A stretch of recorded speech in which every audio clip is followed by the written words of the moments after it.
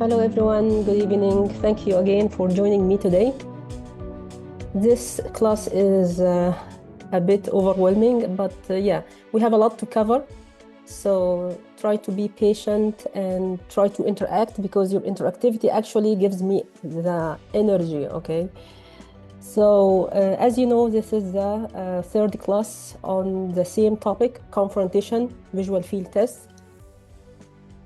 And I urge you all to take notes during the class, because we are not going to answer all the questions. I may shed the light on some topics, some important questions, and you have to work on them alone, all right? So this is the timeline of today's class. First, we'll have like a quick revision on the steps for performing confrontation visual field tests. Also, I'm going to add some additional points, followed by how to document or report the findings to the examiner or to anyone. Next, a general outline of the questions that you might come across in the Neuro station regarding confrontation visual field. And finally, the main topic about the cases, some cases based on the previous candidate experience. And we have something interesting before cases, which is this heart emoji. So we are here, we're still at the beginning, and let's see the first part, the revision. I hope you all watched the previous classes, class 1 and 2. In the previous class, we discussed the checklist. Please don't remove from this any of these points. You can add on, so you can add extra points, but don't remove. And try to stick to the order. The order is also important. And if you remember, if you go back to the video, you will find that the first 10 minutes of the video was dedicated to the setup and instructions, because it's really, really important to have a good setting and also to give patients clear instructions, because this is a totally subjective test and it depends on patient cooperation and understanding. And I forgot to mention other things, like I said before that the examination room should be blank, no decoration, no fancy stuff, and very plain, diffuse illumination. But I forgot to mention that it should be very quiet in order to improve the attention and cooperation from the patient. And also, I forgot that there should be a space, like a free space on either side. Let's see here the next slide. The volunteer and I were sitting actually not immediately next to the wall. There must be a space in order to place my fingers on the temporal field of the left eye. So there must be a free space on either side of you. So let's read together this experience. Someone just read aloud this experience for us. A middle-aged female setting asked me to examine her visual field. I asked for a target, and she was sitting next to the slit lamp unit, so that I cannot move my hands on that side. I told them. They apologized and sat her in a proper position. She had homonymous hemianopia. He asked about possible causes. So yeah, thank you, doctor. So I like your pacing. You are speaking very clearly and slowly at the same time. Don't speak too fast in the exam, please. So as you can see here, this is one important point regarding the setting. It was good that the candidate realized the problem at the beginning and pointed out the problem at the beginning. Because sometimes you face problems like technical problems with a slit lamp, indirect ophthalmoscope. Don't wait too much. Just point this to the examiner. They might not be aware of this problem. So it was good that the candidate mentioned this problem at the beginning, because this shows how professional the candidate is actually. So let's think about our clinical practice. Don't allow the patient to put their chin on the slit lamp, chin rest, and then you realize that the slit lamp is not working, or you are doing surgery and all of a sudden you realize that the machine, the phaco machine, is not working. This is not professional at all. So you have to be, address these technical problems at the beginning. And here the candidate asked for a target. I advise you to go to the exam with your neurological pins. So don't waste any seconds for asking for targets. We will visit this experience once more when we are going to talk about the cases. But this experience, I brought this experience to show you how it's important, the setting itself. sorry for this typo, the female was like sitting and not setting. So it's SI, not SE. Anyhow. Another experience also regarding the instructions and setting. Can anyone else read this aloud? Okay. The examiner asked me to examine the field of the other eye. I started. Asked the patient to occlude the other eye. Asked if he could see my entire face. At this point, the examiner interrupted. Would you like to do something? I realized that I was not at the same height as the patient. I said, yes, I would like to lower the chair height. She smiled. Then I continued uninterrupted with my examination. She asked me, how will you check for central field? I showed, and they were happy. So what's the moral from this experience? What's the takeaway message from this experience, doctor? That we need to spend a few seconds initially assessing whether everything, the situation, the environment, as you said, is appropriate, and we need to rectify whatever deficiencies there are. Yeah, exactly. Thank you so much. Okay, so after this setting and instructions, we have to check vision, and don't forget to check the vision for each eye individually. So you may start to check the vision for the right eye, and when the time comes for the left eye, you might forget. So no, remember to check vision. So if you are going to use the counting finger technique in assessing the visual field, you have to make sure the patient can count fingers. Okay, you can use 1, 2, or 3.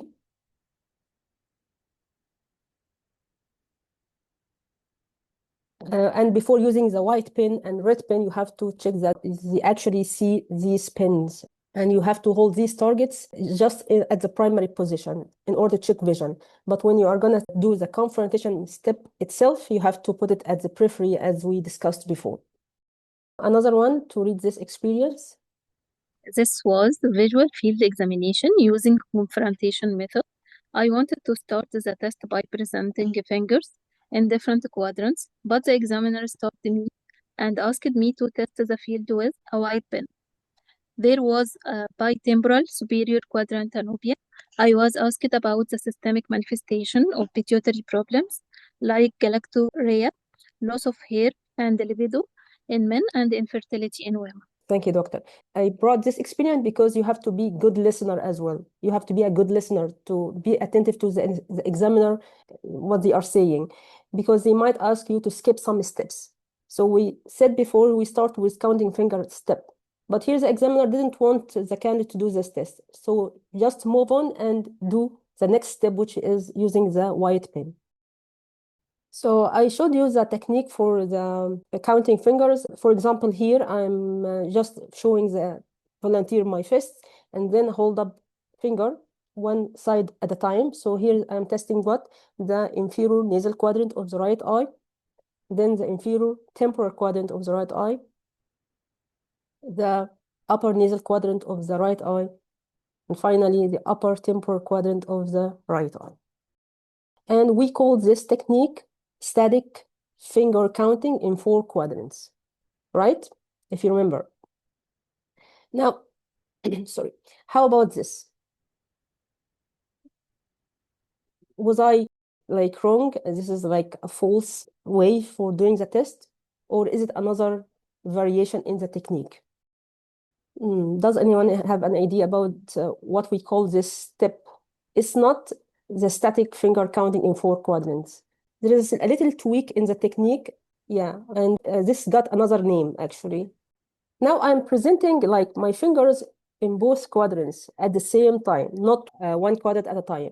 So I'm presenting, for example, in this photo, 2 fingers in the upper nasal and 1 finger in the upper temporal of the right eye. What we call this technique? Any idea? So this is from Wells Neuro Ophthalmology. The difference here, I am using like presenting my fingers in the upper quadrants, and also I can use it in the lower quadrants. But here, from this book, here the examiner was presenting the fingers along the horizontal meridian in the same way. The idea is that you are presenting fingers on either side of the vertical meridian. You may start by along the horizontal meridian, like in this photo, and then testing the upper quadrant together, as I did, and then testing the lower quadrants together but not shown here in this photo. What we call this step. We are presenting fingers on both sides, on either side of the vertical meridian at the same time. And we ask the patient how many fingers they see. So, for example, they may say, this lady might say 1, 1, or she might say 1, 1, and then add and tell the examiner 2. The total is 2. In my photo, the volunteer might say 1, 2. So no idea, no idea. All right. This is actually called simultaneous finger counting technique. Okay, this is another variation. It has an additional benefit. It can detect subtle defect. So the patient may have defect, but they can still count fingers using this technique we discussed in the previous class. But when you are presenting two fingers in both quadrants at the same time, you can discover or disclose a subtle, less dense defect. Okay, this is one advantage. So one advantage of simultaneous finger counting that you can detect subtle defect. There are other two additional advantages. I will say it in the next class, in the last class. All right. But don't be surprised if you ever come across this term while you are studying. This is another technique, another variation. You can use it, you may not use it as you like, but you have to keep it in your mind. What shall I tell the patient to do in this step? You give the patient instruction. So you explain the technique to the volunteer. You will say, for example, I'm going to show you 1 or 2 fingers on either side, and you have to tell me how many fingers in each side. So the volunteer will say 1 here. They might actually point, so they can point at the side, and they might say this is 1 and this is 2. The next one is about using the neurological pen. Again, there is some controversy regarding this. Let's sort of summarize what I said in the previous class. So I adjusted the animation a little bit. So this is a white pen. It's not seen. So you bring the white pen from non-seen area until it is visible to the patient, and it should be visible to you and to the patient at the same time. This means normal. So here I'm testing the upper temporal extent because this is a temporal field. And here is the pen, moving it from non-seen area until it's first seen. So this is the extent in the inferior temporal. And here, upper nasal, seen at some point. And here the lower nasal, seen at some point. Once again, in succession, you bring the neurological pen, the white pen, from a periphery until it is seen, to have an idea about the outer limit of the visual field. But others may continue the movement. So if the patient sees a target here, you may continue until the fixation point. So some practitioners do this. It's no harm, okay? So you can, the patient saw this. You can continue until the fixation point to point out any or to highlight any scotoma or something. So this is the outer extent, and we call it this isopter. How about the red pen?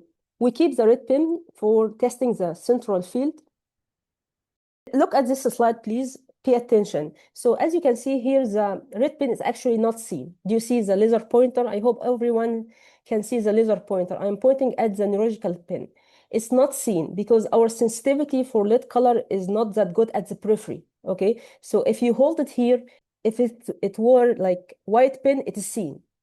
Imagine this, a white pen, it is seen here, but red pen is not seen at the periphery. So you have to bring it closer to the fixation in order to be seen. Once seen, and again, you're comparing yourself with the patient. So both of you should see it as red at the same point. Do we stop? No. We keep moving the red pen until the fixation point to detect whether there is any scotoma or something. So red pen is very useful detecting any scotoma in the central field, central or paracentral. And if you remember, if we are going to test the blind spot, we are using also the red pen. Here in the lower temporal, at the periphery, it is not seen. It's not seen as red. But at certain point, it is seen as red. Normally, it should be seen at the same time, you and the patient. for you and the patient, and then keep going to make sure that they can see it until the fixation point. Here is the upper nasal. Keep moving. And here is the lower nasal. Not seen, and then first seen, and then continue until the fixation point. So here is the animation like collectively. This is the outer extent of the central field by the red pen, or the isoptor by the red pen, and then we keep moving to the fixation to see if there is any scotoma. Okay, as you can see here, the isoptor done by the red target is always smaller than the isoptor done by the white target. Okay, for two reasons: because it's red and because it's smaller. The smaller the target, the smaller the isoptor.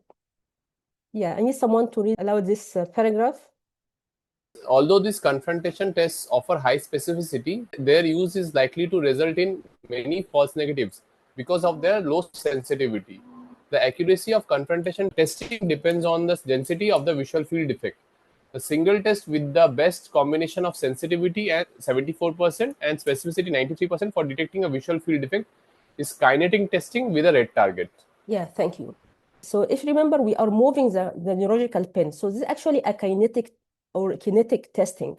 So this is to explain the meaning of kinetic testing here. The problem with confrontation is it is not that sensitive when we have like subtle defect, less dense defect, or small defect. So actually here, the accuracy of confrontation test depends on the density and also the size, all right?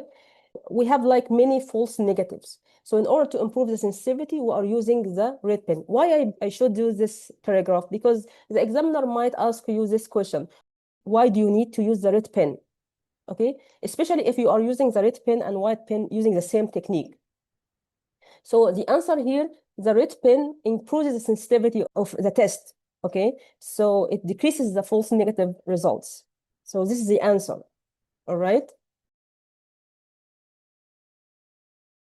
Next, we discussed something called mapping of the blind spot.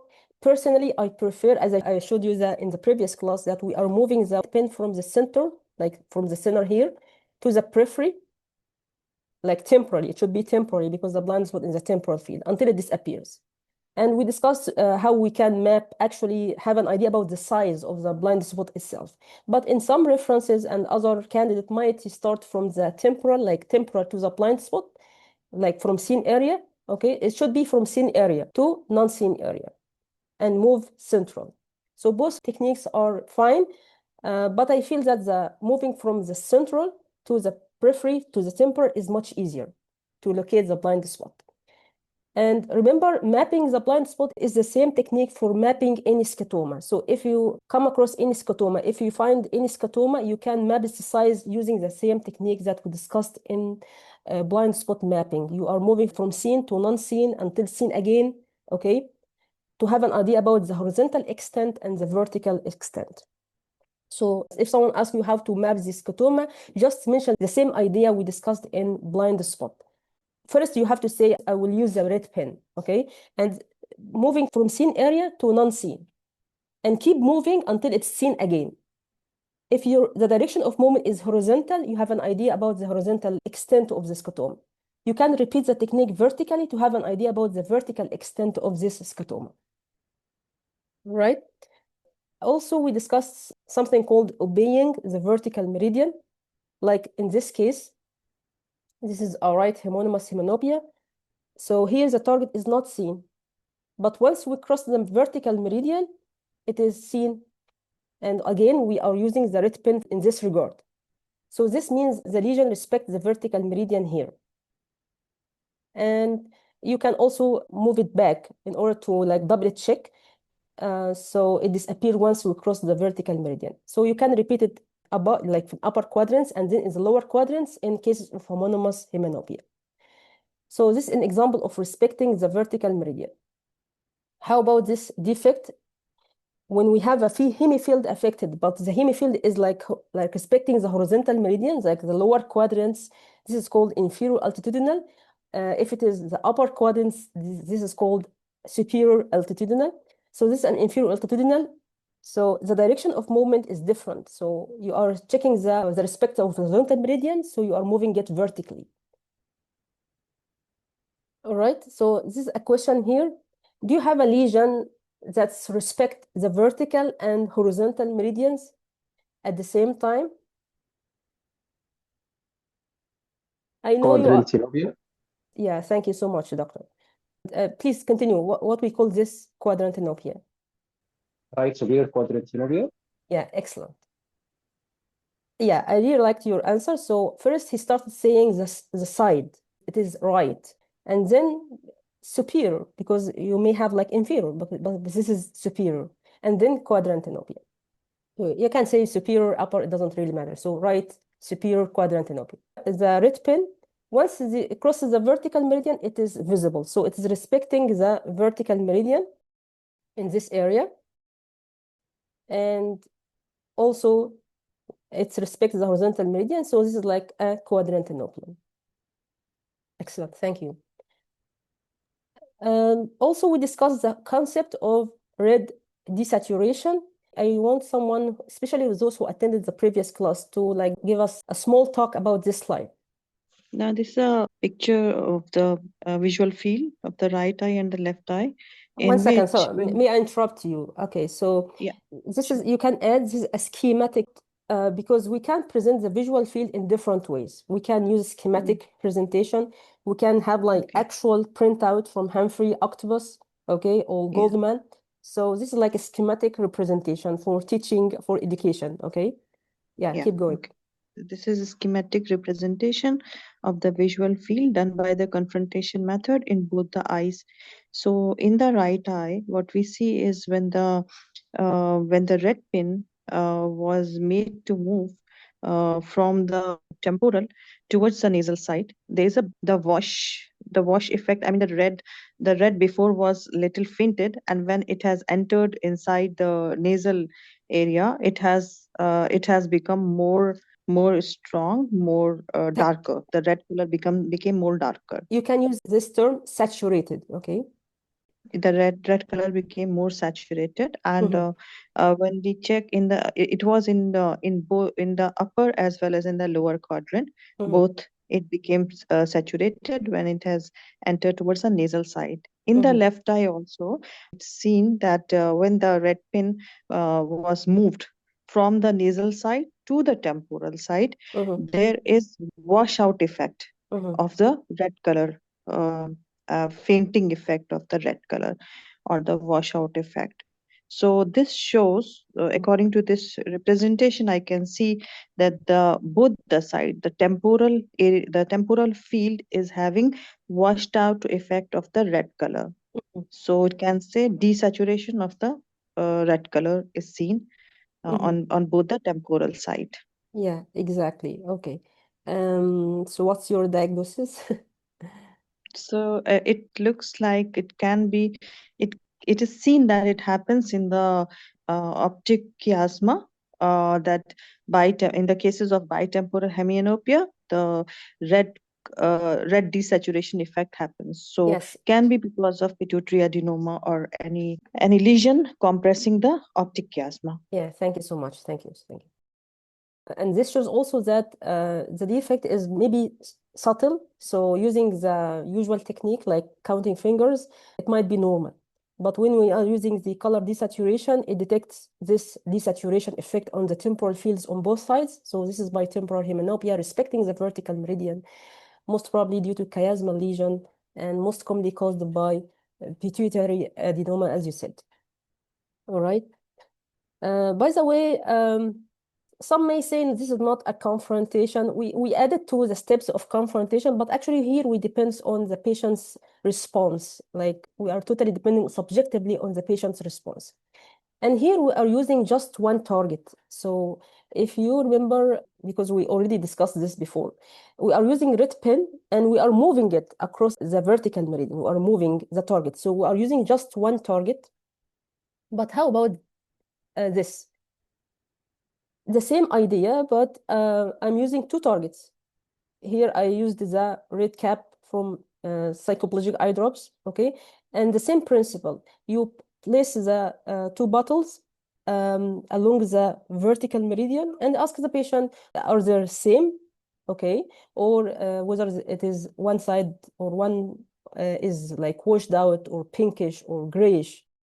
And you can also place it along the horizontal meridian here, and then test the upper quadrants together and then the lower quadrants together. Okay, so what's the difference between this and the previous one we discussed in the previous class? We are using here two targets at the same time to make it easier for the patient to detect that change. All right? Yeah, and since we are using two targets at the same time, we can give this step or this technique another name, simultaneous. So here simultaneous, again simultaneous. Remember, this is the second time to use the word simultaneous. We said before simultaneous finger counting, and here's simultaneous comparison of color saturation. Using two similar, it should be similar, okay, targets, and it should be red, of course. Whenever we are testing anything in the central field, it should be red across the vertical meridian. Again, we use this whenever we have hemianopia, whether it is homonymous hemianopia, complete, incomplete, quadrantenopia, or bitemporal hemianopia. And from this book, actually, the examiner here or the author is using something interesting. She's just using like a disc cut from cardboard or something. And here it shows you that this patient with like the temporal field is affected, this red might look like grayish, or it's not red, okay? It's not red as the one on the healthy nasal side. So this shows the normal response, and this is the abnormal response. And as you can see, it should be held not too far from the fixation point. Yeah, someone please read aloud this paragraph. In many instances, simultaneous comparison of color saturation or brightness of stimuli between hemifields or between the two eyes is useful in distinguishing subtle anomalies. When the stimuli are presented in a double simultaneous fashion to the right and left of fixation, it is possible to detect homonymous defects. Subtle deficits across the vertical midline can be detected by asking the patient to indicate which of the two test objects is clearer or brighter. Yeah, thank you. So as you can see, we have a problem with confrontation that we may miss subtle defects. So we may use simultaneous finger counting. We may use this concept of red desaturation. We may use this simultaneous presentation of two red colored objects. And we have other ways you can find them on your own. All right, to improve the sensitivity of confrontation. Okay, so what about this one, the red cap? But this is another test, and it has nothing to do with confrontation at all. What we call this test, or let's describe this test and the idea or the reason or the importance of doing this test. Can you tell us? Yes, I think this is depicting the alternate cover test. Wait a second. Alternate cover test. Okay, so in order to show you alternate cover test, it's better to show it in a video, okay? And this is one Yes. thing. Another thing, when we're doing alternating cover test at near, we should using an accommodative target. So the target should have like a written, you may think that I'm asking the patient to read what's on the bottle, but actually I'm using, my target here is red colored, and it's something related to the red desaturation concept that we are talking about right now. So Okay. it's not a strabismus evaluation, okay? It's not a strabismus evaluation. Okay. Can you think of other things? Okay, so I'm gonna give you a clue, okay? Yes, yes. All right. So the optic neuritis. What is the relation between visual acuity and color vision? The color vision is reduced, and visual acuity may be reduced or may not be, may be normal, and RAPD might be there. So again, be attentive to my question. So I'm just asking about the visual acuity and the color vision. I'm not asking about the pupil. So visual acuity is affected, is reduced. You said reduced, and color vision is reduced. But what is the proportion? The color vision is more reduced compared to the visual acuity. Yes. And what is the best important, like what is the most color you usually use to check this color vision? Red. Red. Red color is affected earlier and it in appears optic like neuritis. washed out again. So, Yes. and a quick method to test color vision, red color, is using the red cap bottle, because we all have like mydriatic eye drops in our clinics. This test actually to check the color vision in each eye, because here I'm testing on the right side. Here I'm testing the color vision of the right eye, and here I'm testing the So we color are, vision. yes. Yeah. Mhm. So we are comparing between the color vision Yes, of both eyes. exactly. So suppose the patient's complaint is from the right eye, diminution of vision, and I want to check the color vision. So yeah, I'm Yes. using this technique. Exactly. Thank you. Yes. Thank you. So as a kind of revision, so in the previous class, we discussed using one target, the red pen, and moving it across the vertical meridian. This is kinetic testing by using one target. And here, simultaneous comparison, but it is static because everything is stable, is static, is stationary. And here, this is another test for checking the color vision in between brackets, color desaturation, red color desaturation among eyes, like comparing the right eye with the left eye. Best example is optic neuritis. We have a long paragraph here. Someone can read it aloud? Red desaturation.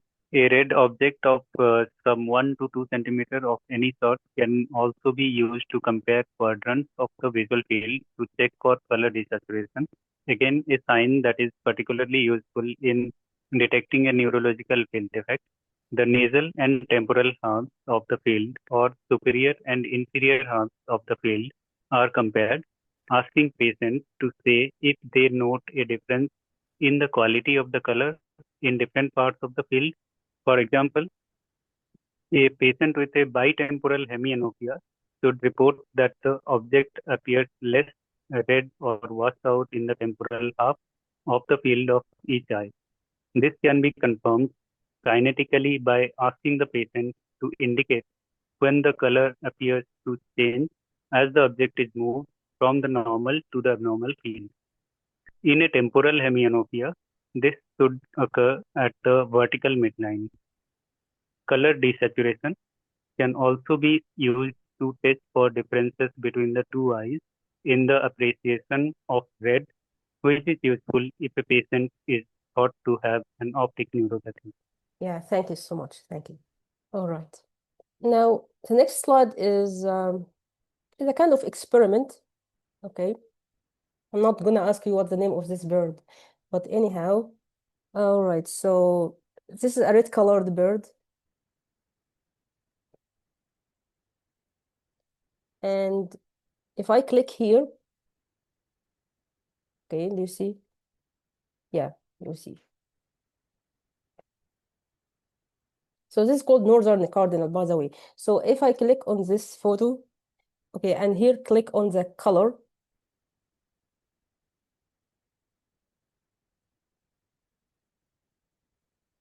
you will find something here. I don't know if you can see it, something called color saturation.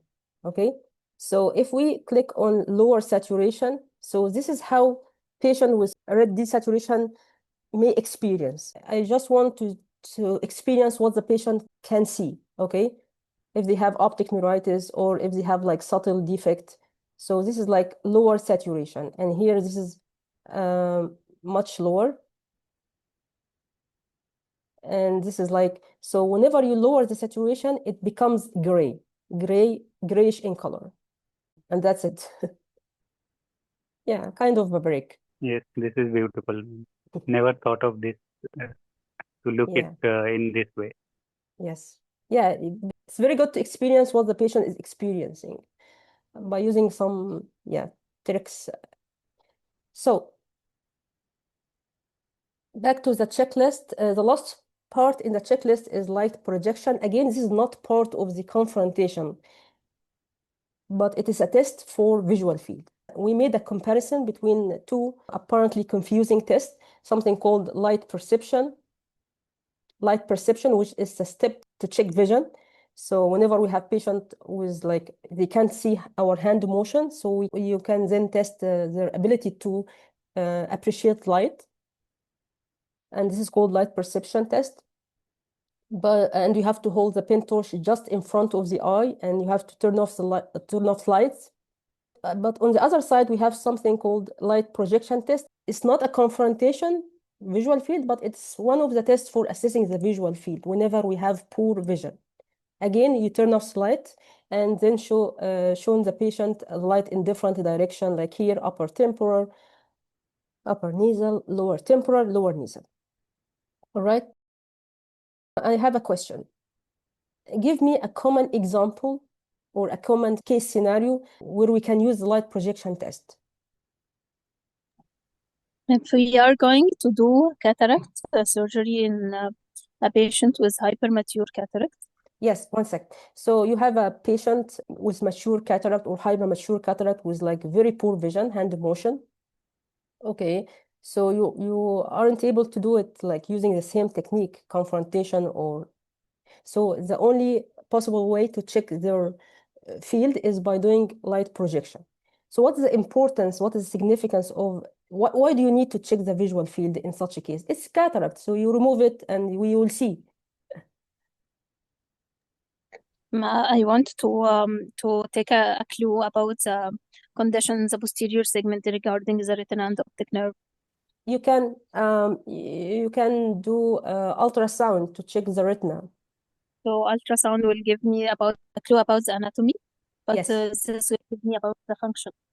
Yes, exactly. So you have to discriminate between investigations you can do to check the structure, the anatomical structure. Everything is in place, but we need other investigations to check the function. So this gives us a crude idea about the retina in different direction. Thank you so much. Okay, so whenever we have like hand motion cataract, mature cataract, you have to do color vision and light projection test. So how do you check color vision? It's hand motion. I think we need the light red Yes. in color. Yes, you are using the pen torch along with the color filters, red, green, and yeah, it's enough red and green because this gives you an idea about the macular function. Okay. So don't forget to know how we are going to instruct the patient. So as you can see, instructions, and be familiar with the normal finding and abnormal findings. And by the way, there is no excuses for saying, for example, I don't have cases. Okay. First of all, you have to practice doing it on normal volunteers. And actually, you can do it on yourself. If you remember in the previous class, there was a clip of me doing the test alone, like to try to practice the steps. So you have to do it on yourself, on your family members or your colleagues, and then do it on a patient. And there is no excuse because visual field defects is not all about neurological disorders like compressive lesion on the chiasm, optic tract. No, we have many ocular disorders that cause visual field defects. It starts from glaucoma, optic neuropathy, retinal detachment. So just pay a visit to, for example, the room where they do perimetry, okay, and try to see the printout, study the printout along with the patient and do the confrontation of those patients, all right? Also visit neurology department to see cases like with a stroke, neurosurgery department. Definitely they have cases with pituitary adenomas or any kind of compression trauma cases affecting the visual pathway. Yeah, there is no excuse. Sorry about that. Lisa, I want to ask one thing, that the cases in which we saw there was a bitemporal hemianopia and the scotomas are dense there.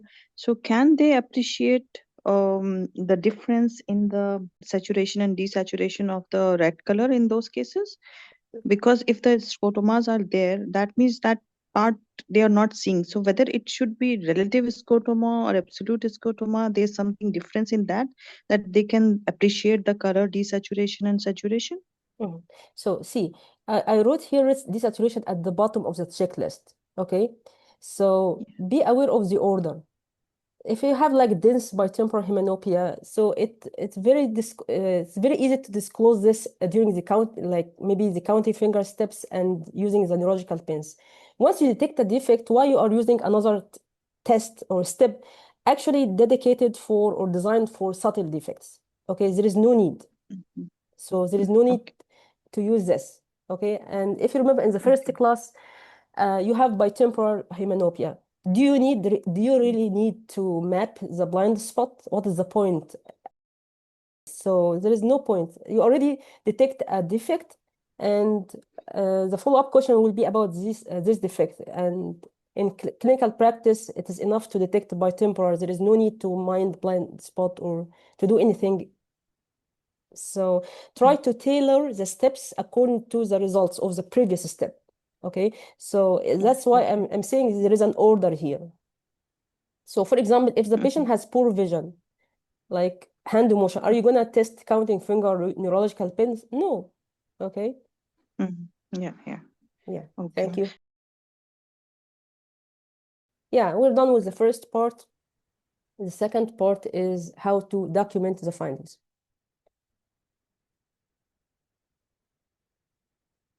Okay, so you may do the test correctly, perfectly, but somehow you get confused and you report the findings completely opposite to the actual findings. Yeah. So instead of right hemianopia, you found right hemianopia, then you might tell the examiner this is left hemianopia. So you have to be aware of the side, the orientation.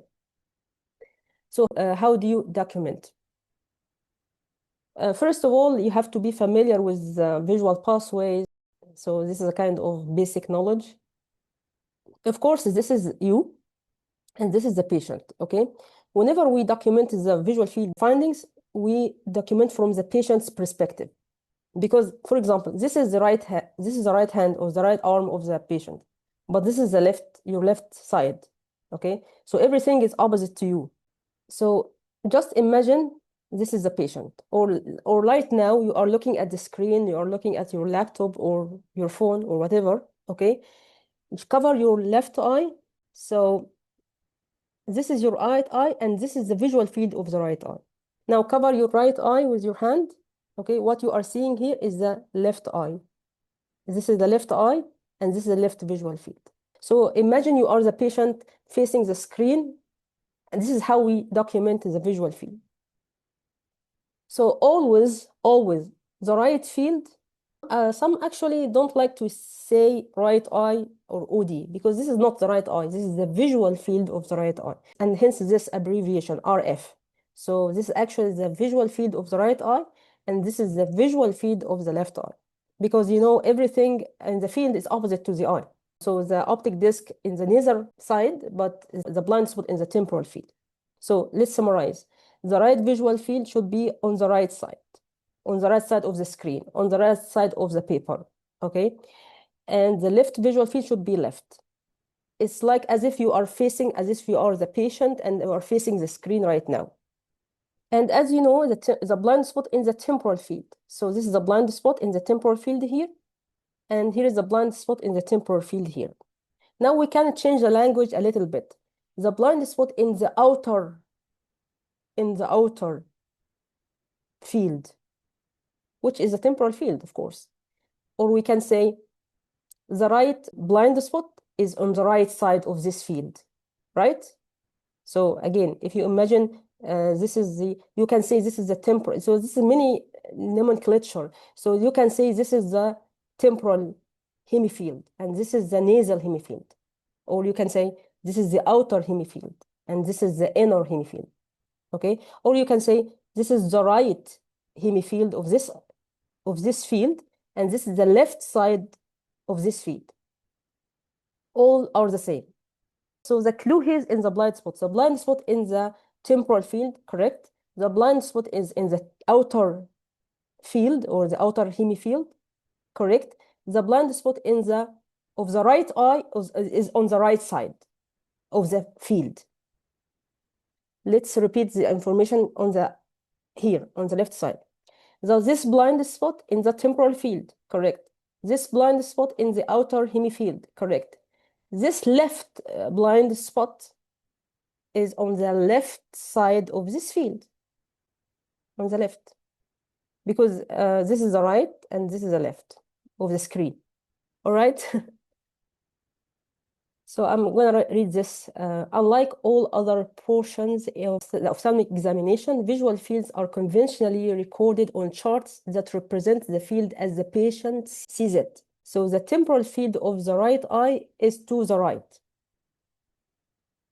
And the field for the right eye is always placed to the right if you are gonna have like presentation at conference. So you have to present the field of the right eye on the right side of the screen, on the slide. So the field for the right eye is always placed to the right when comparing the visual field maps of both eyes. Now here is a quiz. Let's watch this video together and tell me the finding, because now we are like acting out there is an abnormality in the volunteer, and my question is to tell me the abnormal finding.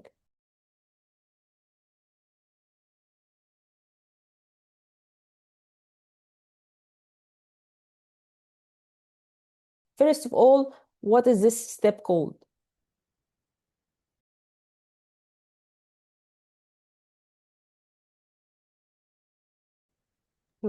Yes? What detection of any hemianopia or quadrantopia? No, the step from the checklist. Simultaneous finger counting. Simultaneous, where is simultaneous? There is one, like I'm showing here 2 fingers and here is my fist. Just checking the vision. Static. So why do I need to hold my other arm? So I already checked the vision, okay? What we call this, I got only one answer, one correct answer. It's a static finger counting in 4 quadrants. Okay, so here I'm testing the inferior nasal quadrant of the right eye. Why I'm saying right eye? Because he is covering his left eye, right? He saw the one on the lower nasal. How about the lower temporal? He said no. Because now I'm testing the upper quadrants. He saw the one on the upper nasal, but not the upper temporal. So we're done with counting fingers on the right side. Now I'm gonna shift to the left eye.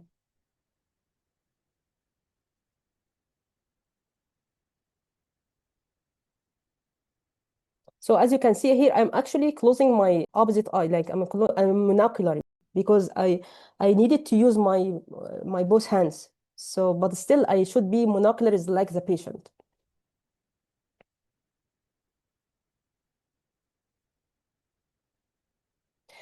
He saw the one on the lower temporal, but not the lower nasal.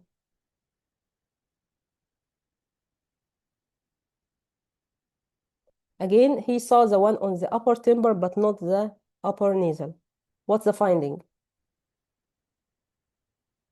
Right homonymous hemianopia. Right homonymous hemianopia. Yes, right homonymous hemianopia. So see, you have to be very focused and very attentive and to hold the information in your mind. What was the result in the right eye and what was the result in the left eye, and combine both and to come up with the finding. So how do you document this? Like this.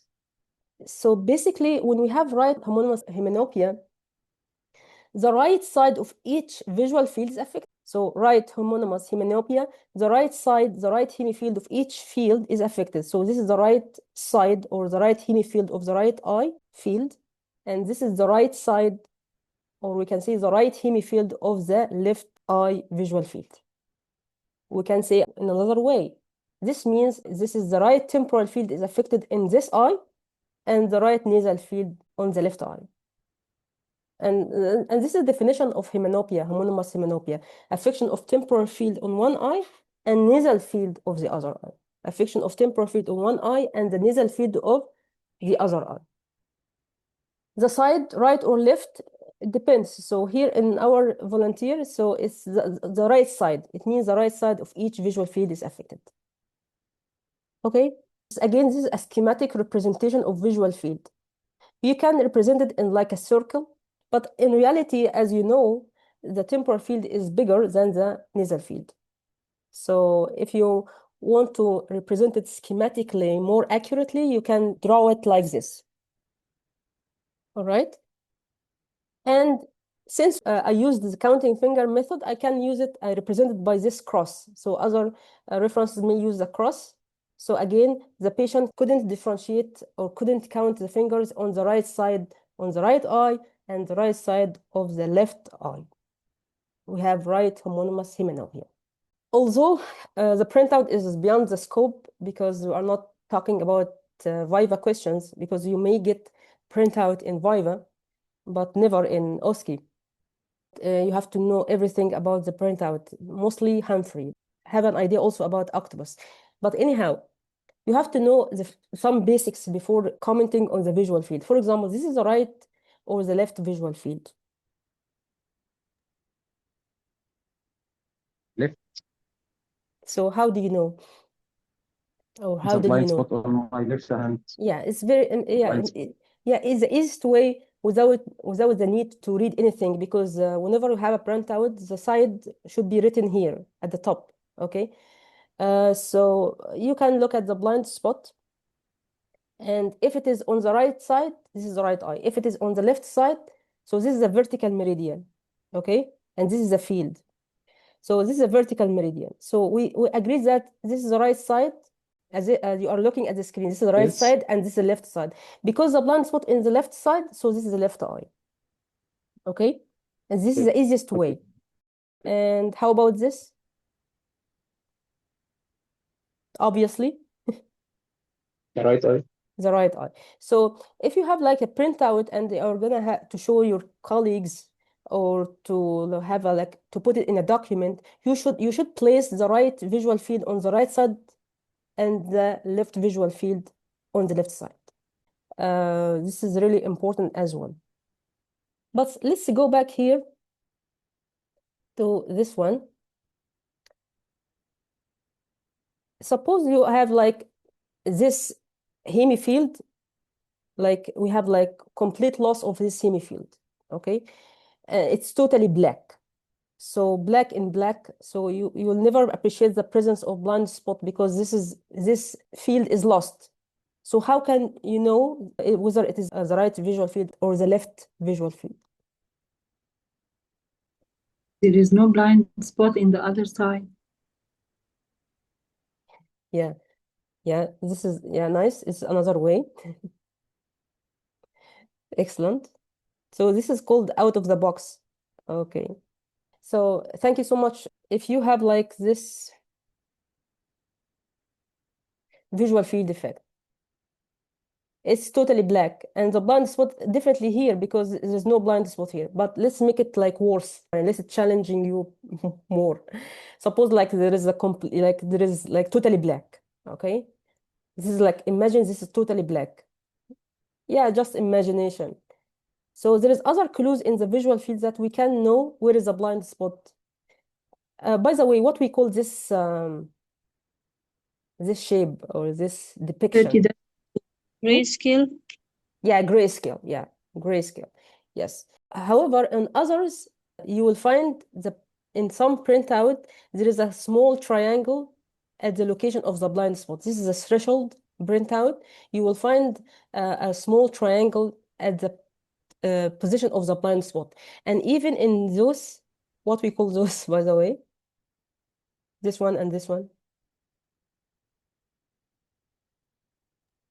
No, it has a name, and it's written actually on the printout. Pattern deviation. Mm-hmm. And the total deviation. Yeah, total and pattern deviation. And if I enlarge it, you will find a free, like an empty space at the position of the blind spot. Okay, so even if the blind spot is not visible because they have like dense scotoma everywhere, okay, there is a triangle here, and we have empty spaces in the other plots, and also it should be written on the printout. Okay, so there are many clues, but the easiest one, as the doctor mentioned, that to look at the blind spot. You have to know the printout by heart, okay? So this is a right homonymous hemianopia or a left homonymous hemianopia? Left homonymous. Yeah, left homonymous hemianopia, because the left side of the this visual field and the left side of this visual field are affected. And we answered this question already. Okay, so the next part is answering examiner's questions.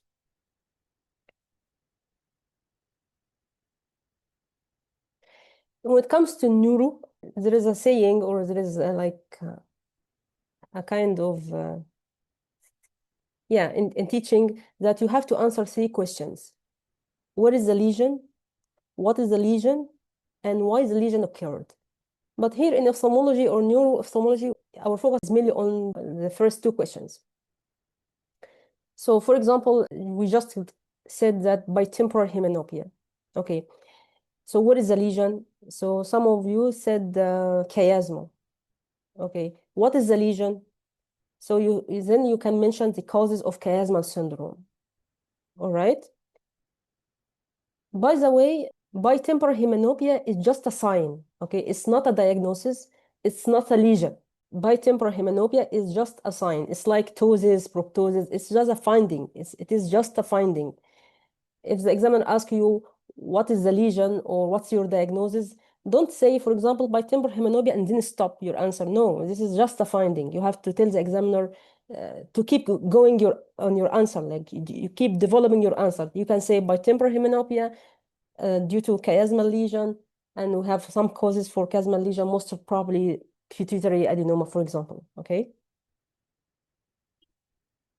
And this is another important question. How can you localize a lesion on the basis of visual fields? You can answer this question easily if you already know the visual pathway very well, the anatomy of visual pathway. So just a quick revision, but you have to be aware of this very well. Whenever we have something called pre-chiasmatic lesion, the defect is monocular. Chiasmal lesion, the characteristic finding of chiasmal lesion is bitemporal, although we have many exceptions. Lesion posterior to the chiasm respect the vertical meridian. So from the shape, or the finding of visual field defect, we can localize the lesion. This is one thing. Also, the visual acuity can help us in localization, pupils evaluation, and fundus. We will elaborate on these 3 points in the next class. Okay. For example, again, to the common case scenario, bitemporal hemianopia. From the finding, from the shape of the lesion, we said it is chiasma, right? But what about the vision? What about the pupils? What about the fundus in pituitary adenoma? And what other associated findings like systemic and endocrinological findings? So all of these help us in localizing the lesion. Of course, we will order neuroimaging, but at least you have an idea about where is the lesion before ordering the neuroimaging, because you may guide the radiologist to the area of question. All right? Fine. So you have to be familiar with this very well. I always say this is like an undergraduate level. You have to know more about this. So for example, this is a chiasm, but you have to know about what are the surrounding structures, because the surrounding structures are the structures that will affect the chiasm. So you have to know about the relationships. And sometimes you need to know a little bit about the blood supply, especially when it comes to the occipital cortex, for example. So this is like taken out of context. This is like schematic representation. You have to be familiar with somehow the surrounding structure. So what is the optic tract? What is the lateral geniculate body? What is the optic radiation in the brain? So here I have a question. If we enlarge this, do you have any reservation or any objection to this representation? For example, let's give you a clue. As you can see here, the nasal fibers cross to the other side, and the temporal fiber, passed uncrossed to the optic tract. We all know this. See this nasal fibers cross in the chiasm, but the temporal fiber pass uncrossed to the ipsilateral optic tract. Is there something missing here in this area? Can you see it? Anterior knee of Wilbrand. No, Some fibers ignore this Wilbrand issue because, yeah, there is some controversy about this. See this blue line, and we have red line. So the blue line is coming from nasal retina and the optic nerve and cross to the in the chiasm to the contralateral optic tract, but the red line here pass uncrossed to the ipsilateral optic tract. Okay, so what is the definition of nasal fibers and temporal fibers? Temporal fibers are the one coming from the temporal side of the retina, and nasal fibers are coming from the nasal half of the retina. Okay, it's not enough to just rephrase my question. Right now, you just rephrased my question. You have to add something, okay? So it's like, yeah, it's happened once. The examiner asked the candidate what the definition of granulomatous uveitis. He said inflammation of uvea with granuloma formation. So you are just rephrasing the question, okay? You have to add something. So what's the meaning of nasal retina and what's the meaning of temporal retina? Nasal retina are fibers nasal to the fovea, and temporal retina fibers temporal to the fovea. Yeah, you got a helping hand here. Okay, thank you. So you have to know the reference. So in the first class, we said that our reference is the macula in the retina and the fixation point in the field. So actually, there's a bit an error in this illustration. Here is the macula is temporal. So the next slide is better. If we enlarge it, see the red line here, part is coming from the macula. So this is more accurate depiction of what's happening. The crossing in the chiasm actually is coming from the nasal retina, including the pupillary macular bundle. Okay, because our reference is the macula here. So nasal to the macula is the nasal that will cross in the chiasm, and temporal to the macula or the fovea is uncrossed fibers. So this is more accurate. So try to criticize any photo, like try to look carefully to any photo. So see, this is papillomacular bundle in green. So you have to know the topographic or the arrangement of fibers in retina as well. So what we call this and what we call this and this and this and this. This will help you to understand a lot of things later on while you are studying. We will elaborate on this in the next class in the form of quizzes, because this is the principle of the configuration of optic atrophy in so we have some kind of specific type of optic atrophy in chiasmal lesion and optic tract lesion, okay? And we can understand the shape of this optic atrophy depending on this arrangement. So we have optic disc finding in chiasmal lesions and optic tract lesions. In order to understand this configuration of optic atrophy, you have to be familiar with this photo. I'm just shedding the light on this photo in the hope that you may study it or you will study it somehow, but I'm gonna test your understanding in the next class in the form of quizzes, because it's usually the station is not all about visual fields. They may ask you what are the other findings, what are the other ophthalmic, if you have a bitemporal hemianopia, and they ask you about the cause, and you said chiasmal, pituitary, they might ask you what are the ophthalmic findings, what is the finding in chiasmal lesion, for example. So you have to know the answer of these questions. So this actually leads us to the next slide. Usually they ask you to do confrontation, you find visual field defect. They will ask you what are the disorders that can cause this visual field defects. And yeah, keep in mind that whenever we have a visual field defect, it could be false, like ptosis, for example, like spectacle edge defect, miosis, severe miosis. So it could be false. It could be due to ocular lesion, like retinal detachment or optic or whatever. Or it could be something neuro, like compressive lesion or chiasma, or something non-organic at all, like functional visual field. So try to organize your thoughts under these headings. For example, if we have bitemporal hemianopia, this is a visual field defect. What are the disorders? It could be chiasmal, but it could be other things other than chiasma. You have like We will discuss this in a few minutes. So we have some ocular causes that might cause bitemporal hemianopia. Sometimes the visual field defect is not pathognomonic for one disorder. There are other disorders that may cause the same visual field defect. Again, we may have one visual field defect that can be a result of many disorders, okay? And also, a disorder like chiasmal lesion can result in many visual field defects, okay? So chiasmal lesion can lead to bitemporal hemianopia, but there are other visual field defects caused by chiasmal lesion. So you have to keep all this information in your head connected together. For example, enlarged blind spot, it's caused by glaucoma, but glaucoma can cause other visual field defects. Enlarged blind spot can be caused by things other than glaucoma, like papilledema, for example. All right? So one visual field defect caused by severe disorders, really it could be pathognomonic to one disorder. We may have one disorder that can cause many visual field defects. Sometimes the examiner will stick to one disorder and ask you about the other signs, ocular signs, neuroscience, systemic signs, okay?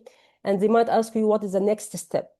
So sometimes the next step is to order automated perimetry because we can't depend totally or solely on the findings from confrontation. It's just a crude screening test. So whenever you have a suspicion in confrontation, you have to order automated ones, perimetry, okay? They might ask you about the investigation. Investigation could be ocular, could be neuro, could be systemic, could be endocrine in pituitary, for example. And then they might end their questions by saying, what is the management? How would you treat this patient? And above all, like last but not least, as they say, you have to say an important word, which is this one, or any synonyms like in collaboration or in liaison with other specialists, because you will never able to treat some cases like compressive chiasmal lesion alone. You need a neurologist, neurosurgeon, endocrinologist, radiologist. You need others, okay? It's a multidisciplinary approach. Okay, so don't forget this word because it's really important to say this in collaboration with other specialties. And usually when they ask you what are the other structure you want to check or other points in examination, it usually lie on visual acuity assessment, because in confrontation you have an idea about the vision, but you need like more accurate way for assessing the vision. Pupils examination, fundus, cranial nerve, systemic, and investigation. By the way, OCT is now becoming part of assessment of some neuro disorders to document the optic atrophy that I just mentioned. So sometimes the optic atrophy caused by chiasmal lesion or optic tract lesion is very subtle, but OCT can give you now more quantitative assessment of this atrophy and actually can give you some points regarding the prognosis.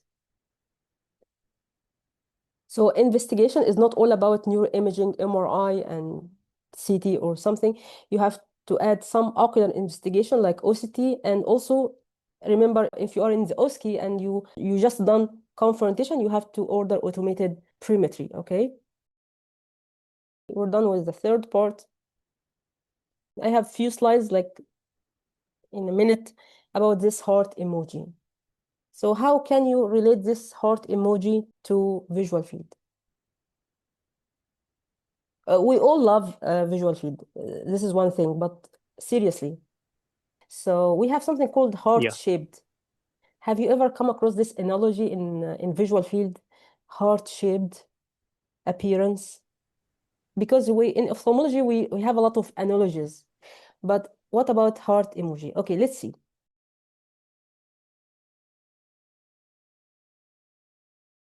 So this is the visual field of the right eye. And I shared this slide before.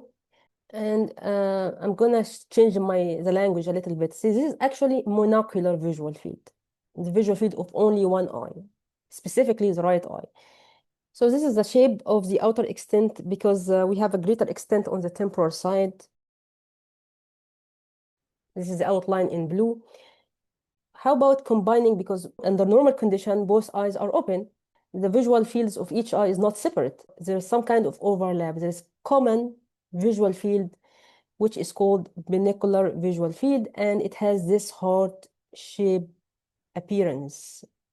Okay, so back again here, as you can see, for example, the dashed line here, this is the visual field of the left eye. Always remember, the left eye visual field on the left side, and the right visual field, and the overlapping is something called binocular visual field. And what we call this area, this is the temporal crescent seen by or formed by the right eye only, and this is the left temporal crescent seen only by the left eye that we talked about in the first class. This is another depiction of binocular visual field. Here, an animation that I made, because this is really important. It has a lot of implications in the next class, the last class. We will have like mini quizzes regarding this concept of binocular field. It will help us to understand some symptoms seen or like experienced by patients. So here is the visual field of the right eye. We always depict everything. The right side on the slide is the right eye. So this is the right eye, and this is the right visual field. And this is the line, the vertical meridian. And as you can see, the nasal field is smaller than the temporal field. Okay, and here is the visual field of the left eye.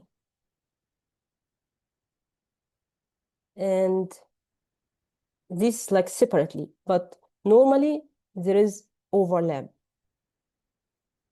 Once again, if you notice, you will see that according to the color code, this is temporal field have the same color code of the nasal field of the left eye.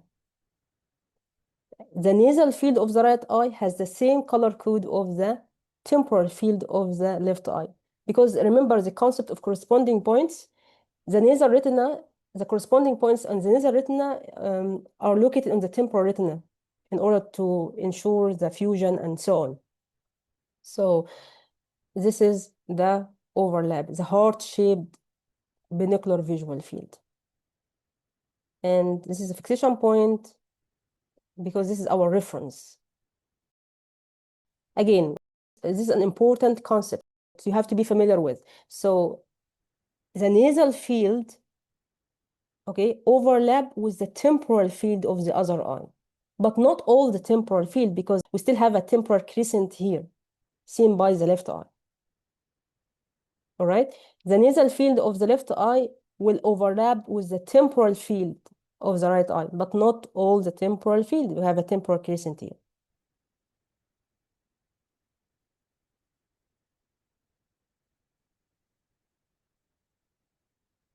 Yeah, we're done with the heart emoji thing. Cases.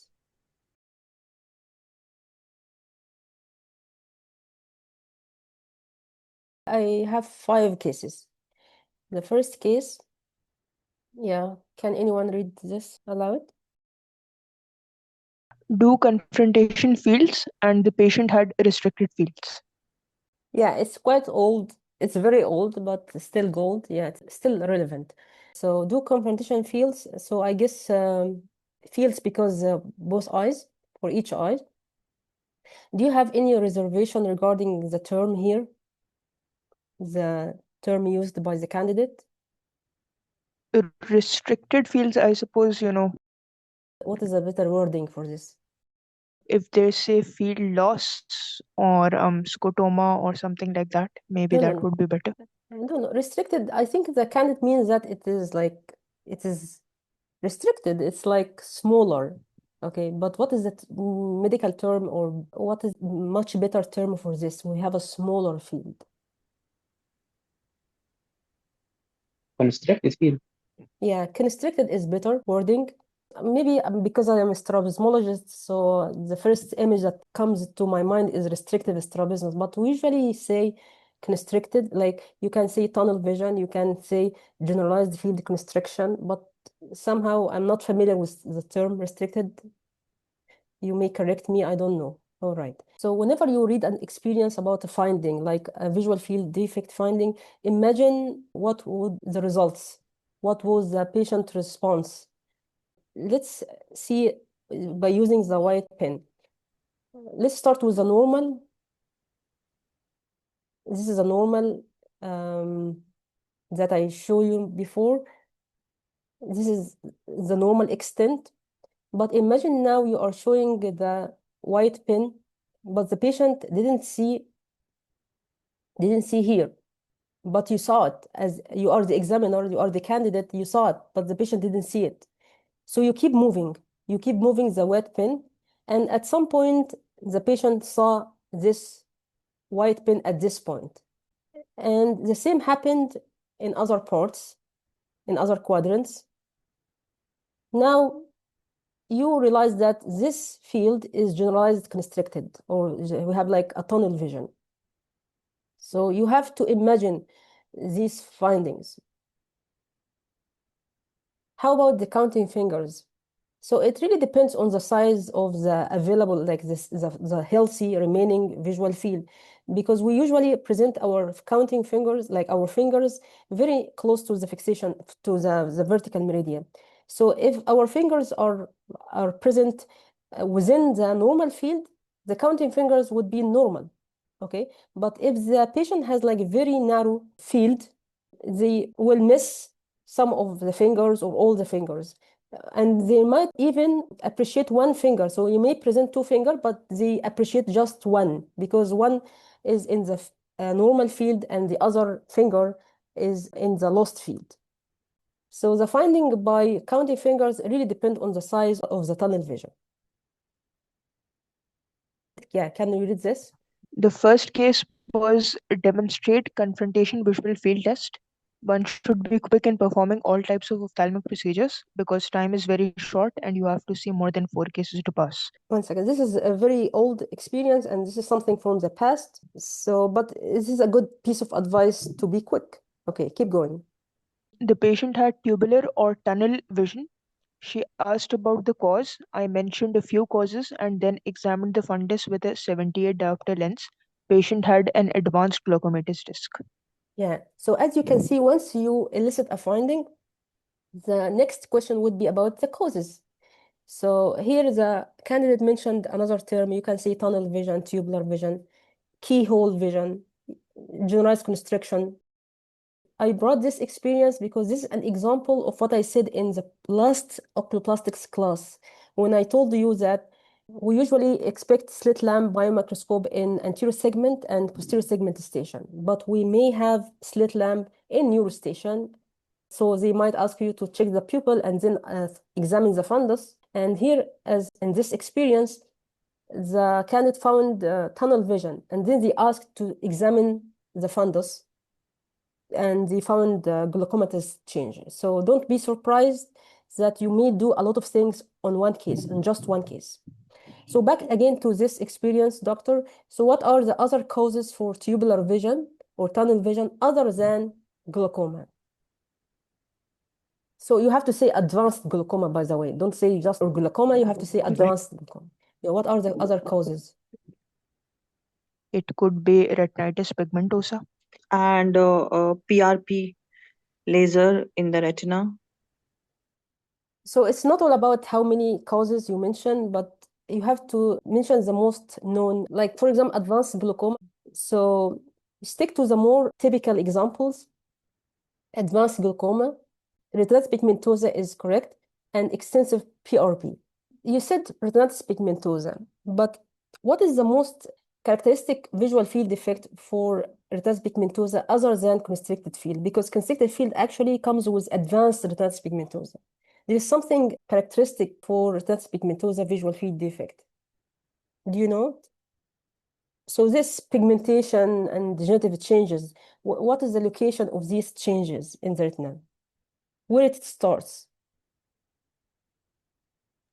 In the mid-periphery. Yeah, so the word mid-periphery is a key word here. And then it extends centrally and peripherally. Since it started in the mid-periphery, what is the characteristic visual field defect here? A ring scotoma. Yeah, so this is like a key answer here, keyword answer, ring scotoma. So, and that's why if you are going to say the causes of constricted field, you say advanced glaucoma and also say advanced retinitis pigmentosa. Okay? Okay. Okay. This is one thing. Another thing, in order to demonstrate ring scotoma, you need to map the whole visual field. And this can be done with Goldman. But Humphrey just the 30 degrees. So usually it looks on Humphrey as if it is like, it's very hard to map the ring scotoma in Humphrey. It's impossible because Humphrey doesn't show the whole visual field. The visual field defects in Humphrey and retinitis pigmentosa is just constricted field because it didn't map the outer healthy part of the extreme periphery of the retina. Got it? If you check the Humphrey printout for retinitis pigmentosa, you will find annular field, like constricted field, because the periphery looked black in color. But actually, there's an area seen beyond this. It's impossible to map it with Humphrey. You need Goldman. So can you read this? It's all about the visual field defect with retinitis pigmentosa. Retinitis pigmentosa and the visual field. Kinetic perimetry with a Goldman perimeter characteristically shows a ring scotoma in the mid-periphery of the visual field. This usually starts as a group of isolated scotomas around 20 degrees from fixation, and they gradually coalesce to form a partial followed by a complete ring. The outer edge of the ring expands relatively quickly to the periphery, while the inner edge constricts slowly towards fixation. Patients often have good central vision from a central island, which is the tunnel vision, until their 50s or 60s. Visual field testing is useful in monitoring the progression of disease and documenting the status of legal blindness. So as you can see, this can be applied on any disorder. Any visual field defect starts with something and then evolves. There is kind of progression. It would be nice to know the nature, how it evolves. So for example, in retinitis pigmentosa, it starts as a ring scotoma in the mid-periphery and then extends centrally and peripheral. More peripheral than central. Or quicker to the periphery than to the center. And this is a blessing to keep the central vision intact. Okay. Yeah, can you read this? Case 1, 55-year-old male sitting on a chair, and they asked me to examine him indirectly both eyes. He had full-blown picture of RP, and he had a small nevus inferiorly in the right eye. I started to examine periphery, then center, and he asked me what I saw. I told him the findings, and he asked what you diagnose. So candidate says retinitis pigmentosa and choroidal nevus. Why do you think he came here? For the RP. How do you treat this? By counseling, visual aids, genetic advice, Diamox, sympathy groups. What are the side effects of Diamox? And candidate told from the book. What you said, it's nevus. So he describes the size and margin, color, lipofuscin, drusen. How do you manage it? Follow up for growth. Is RP and nevus associated in any syndrome? So candidate says no. And then they asked to do field testing on him. I started confrontation, and the man had a tubular vision, and examiner looked satisfied. Yeah, it sounds like a very well-prepared candidate because they asked him or her a lot of questions actually. So indirectly, it means here by indirect ophthalmoscope, by the way. The candidate examines the patient, did two examinations, indirect ophthalmoscopy and visual field. And then we have like a correlation between the findings and the visual field. So the bottom line here is that retinitis pigmentosa is an important cause for tubular vision. And it's true, there is no association between retinitis pigmentosa and nevus, by the way. What else? Yeah, and really nice that the candidate here mentioned the sympathy and, community groups, because this patient will need visual rehabilitation and psychiatric support or something like this, and social support. All right. So once more, these are the causes of constricted field. You can add on these, but please mention these. Sometimes the order, what you mention first is important. Advanced glaucoma, advanced retinitis pigmentosa, and extensive PRP. All right? But actually, there are other causes for constricted field, specific causes. Something called bilateral homonymous hemianopia with macular sparing, functional visual field defect, or non-organic, and migraine. And as you can see, these bombs, okay? Because don't say these things because this is like a very advanced answer, and the examiner might get impressed, definitely will be impressed by your answer, and they might further ask you more difficult questions. So if you are going to say these causes, you have to know, well, you have to be like knowledgeable about functional visual field defect, migraine, and what's the meaning of bilateral homonymous hemianopia with macular sparing, okay? This might be a bomb. You brought it on yourself, and you have to be very knowledgeable in order to further answer any questions regarding this, because the examiner might ask you, yeah, okay, this is a tubular defect due to functional, like non-organic. How can you differentiate between true tunnel defect, okay, and functional tunnel defect? How can you differentiate? We are going to answer this question, by the way, in the next class. So this is a case of bilateral homonymous hemianopia. So just imagine you have homonymous hemianopia on both sides. Generally speaking, you have like complete loss. But we didn't say just bilateral homonymous hemianopia. We also said with macular sparing. So this is a Goldman, by the way, but this is the Amsler grid. I think you are familiar with the Amsler. The macular sparing of right homonymous hemianopia is smaller than the macular sparing, okay, of the left homonymous hemianopia. So this area is the macular sparing of the right homonymous hemianopia. And this bigger area is the macular sparing of the left homonymous hemianopia. When they are combined, we have tunnel vision. And this patient actually suffered from trauma to both occipital lobes. So can you read this? I started by the Neuro and Ocular Motility Station. He was a Nigerian doctor and he was helpful. There were two cases. One is INO, and they asked me to do ocular motility. And the other one was confrontation test for constricted field and causes of this constriction. Advanced glaucoma, RP, extensive PRP, and I passed this one. Yeah. So this field defect is important, and it's very easy, and its causes are easy as well. Thank you, doctor. Let's move to another candidate with case number 2. Yeah, can you read this aloud? Do confrontation test for this patient. I did. First, I checked gross vision just to make sure that he is not blind. Then I made sure that the eyes are at the same level. May I add here, you have to check vision for each eye, okay? So I underlined this line and the half of the second line with like a red line. Why is that?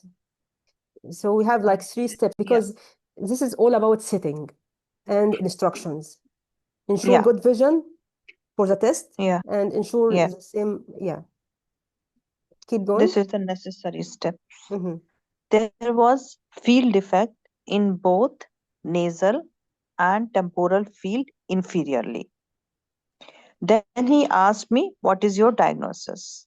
So by the way, she or he missed its side. So which eye, like the nasal and temporal field of each eye, you have to say, is it right eye, left eye, or both eyes? Field defect in both nasal and temporal field inferiorly, this is a descriptive language. So you need to add a professional term for this finding. So what is a professional term or the medical term? Imagine this is a field defect of the right eye, and we have the nasal quadrant and the temporal quadrants are affected inferiorly, combined. What we call it? So both nasal and temporal quadrants inferiorly. What we call this? Yeah, got it. Then this is inferior altitudinal field loss. Okay, so if it is in one eye, then it is altitudinal. Yeah, it could be bilateral inferior altitudinal, by the way, but most of the time it is monocular. So this is the definition of altitudinal defect, by the way. It could be inferior altitudinal. It means the lower nasal and lower temporal quadrants are affected, okay? Or it could be superior altitudinal. It means the upper nasal and upper temporal quadrants are affected. Then he asked me, what's your diagnosis? Inferior field loss is there. Don't say inferior field, or say inferior altitudinal, yeah? Is it a diagnosis or is this just a finding? Inferior altitudinal field loss. This is a finding. Okay, so here the candidate Okay. say, If it is mhm. only in the right eye, Yeah. Then he asked, what are the it can be causes? because of ischemia. Oh, Ischemic causes are the okay. one. So what do you mean by ischemia? Ischemia of the lower limb, ischemia of the hand, ischemia of the heart. So use a Ischemic specific optic language.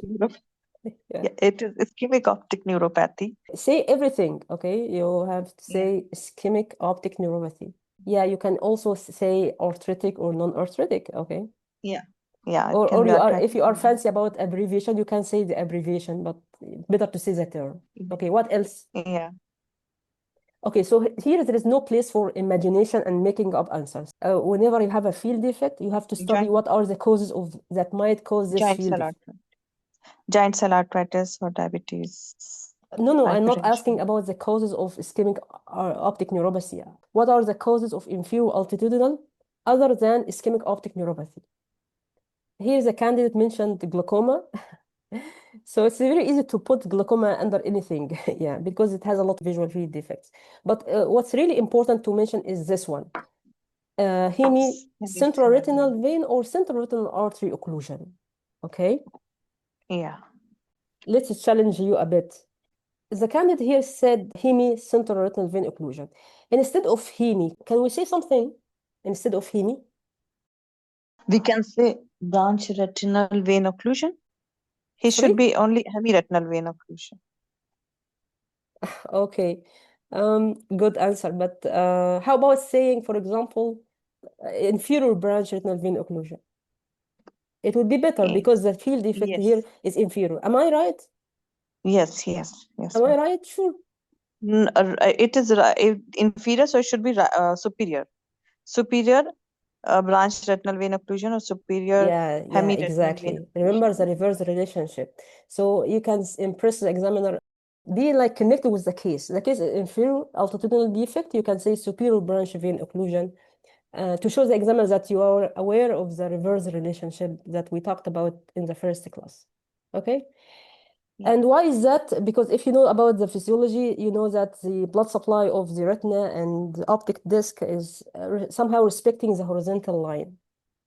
Okay, nice. Yeah. So here, missing keyword, the candidate didn't mention which eye you have to say. And again, here, don't say only descriptive term. You have to add this, or you can omit the descriptive term and say inferior altitudinal defect. Okay. For example, don't say there is affection of the temporal field on one side and the nasal field of other side. This is actually homonymous hemianopia, and you have to say the side, by the way. You need to know the medical term and to say it. Okay, next. So pupil examination, a 45-year-old male patient with right perception of light. No, light positive. Light positive. He wrote it in capital, but yeah, it's right positive. Right positive, right RAPD. So actually, there is no need to say positive. So it's not necessary to say positive. You can just say right RPD. Okay, keep going. Yeah. Okay. Right eye RAPD causes regarding this patient. Keep going. Confrontation visual field examination. In the previous patient showed right inferior altitudinal visual field defect. Yeah, here's the candidate using more specific language. So he mentioned or she mentioned the side, right? Yeah. Okay. Right. Yes. Which eye? Right inferior. And actually, this shows that, again, you may do more than a test on one case, and they may consider this as if they are two cases. So this is right eye RAPT, and right eye is also having inferior altitudinal visual field defect. So I think that this is a case of right eye optic neuropathy. Mostly ischemic optic neuropathy. Yes. In the next class, we will make some discussion about the correlation between pupil and fundus and visual field. So don't worry. Yeah. This one is very old. Yeah, keep going. A man in 50 age asked me to do confrontation test. I did it, and it was a case of right lower altitudinal defect. Yeah. So What is lower, the differential lower or diagnosis? inferior, yeah. And again, the causes. Yeah, same thing. Yeah. So the candidate was sorry for forgetting this because these are important causes: branch, retinal vein, and artery occlusion. Okay. I forgot to mention something linguistics because you may present cases in conference or something. So whenever we have this 45-year-old male, this 40-year-old is an adjective, so it should not be plural. It should be like singular, a 45-year-old male, and it should be hyphenated. So there is a dash between 45 and year and between year and old. Okay. All right. Thank you. And another one is very recent. Yeah, can you read it? Yeah. Photo of Humphrey visual field showing altitudinal field defect.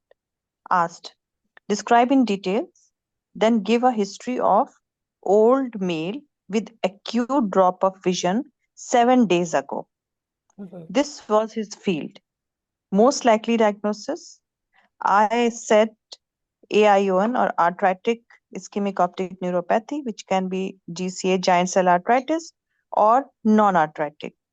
I was asked symptoms and signs of giant cell arthritis, causes of non-arthritic, investigations, and treatment of non-arthritic.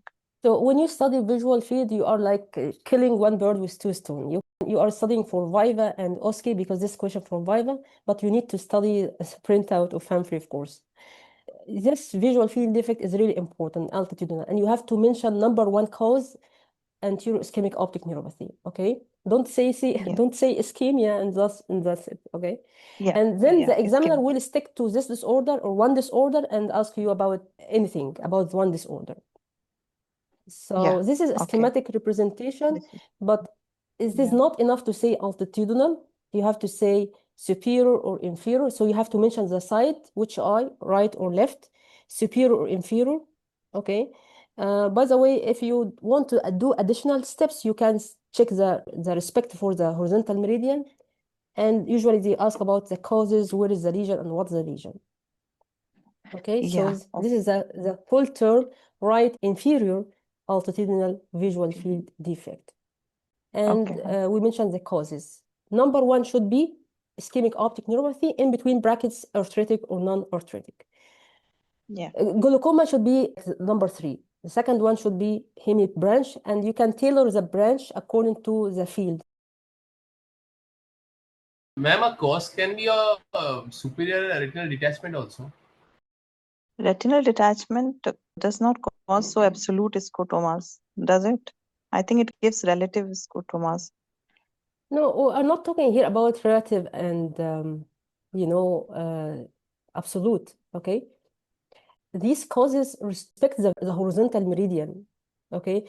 So back again, what's the definition of the altitudinal defect? It's not only about affection of the inferior hemifield, it's also about respecting the horizontal meridian. Usually the retinal detachment it's not exact line, okay? When you study these causes, I just mentioned that the optic neuropathy and retinal vasculature is respecting the horizontal meridian in the anatomy. And also the glaucoma causes something called neurofiber defect. And you know this, when you have a neurons above the horizontal line, it will never cross the lower.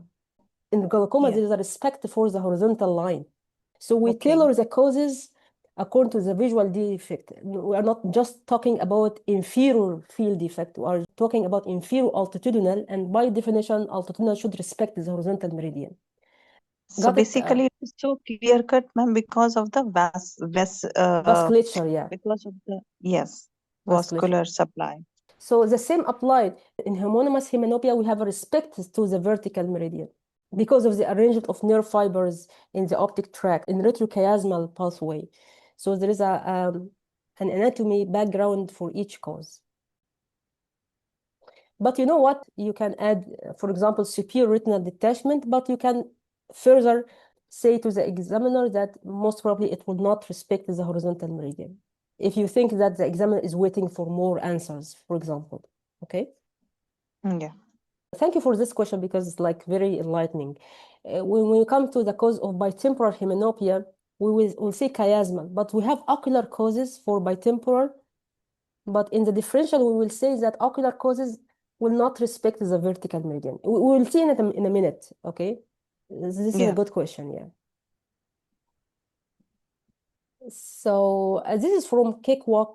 I really like this book because it gives you some scenarios, case scenarios on OSCE and case scenarios in Viva. So perform confrontation test in a man. So this is a very common scenario to have like a bit old patient and all of a sudden drop of vision with this altitudinal field defect. And by the way, in anterior ischemic optic neuropathy, most of the time the altitudinal defect is inferior. So this is one question. The second question about giving Humphrey and the superior altitudinal field defect and describe the causes and describe the field itself. So this is a very common scenario. So you have to be familiar with how this altitudinal defect looks like on the printout on Humphrey. Okay? Yeah. If it is bilateral, then it is like bilateral optic neuropathy or bilateral vein occlusion. So it is not so common to have bilateral. Yeah. Okay. Yes.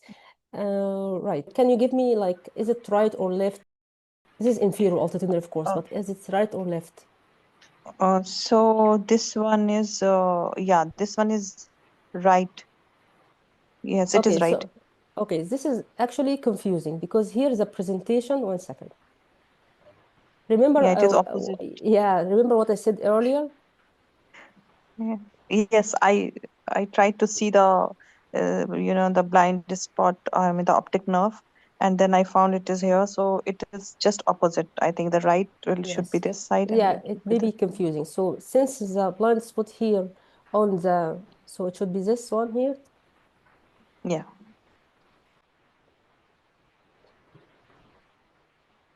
So the visual field of the right eye should be on the right side on the screen. Yeah. No, it's fine. And here's here's a blind spot on the right side. So here's the blind spot on the right side. And this is the left eye, the blind spot on the left side. And we have here right inferior altitudinal defect. Thank you so much. Okay. And as you can see here, the comparison between arthritic and non-arthritic, I think this table is important. You will find that visual field defect is altitudinal in both. Like we can have like altitudinal field defect in arthritic or non-arthritic. Yeah. It's not the point for differentiation. But when it comes to the difference between anterior ischemic optic neuropathy, like non-arthritic and optic neuritis causes more central scotoma, okay? Central scotoma. Optic neuritis can cause other visual field defects, but most characteristic is central scotoma. Okay.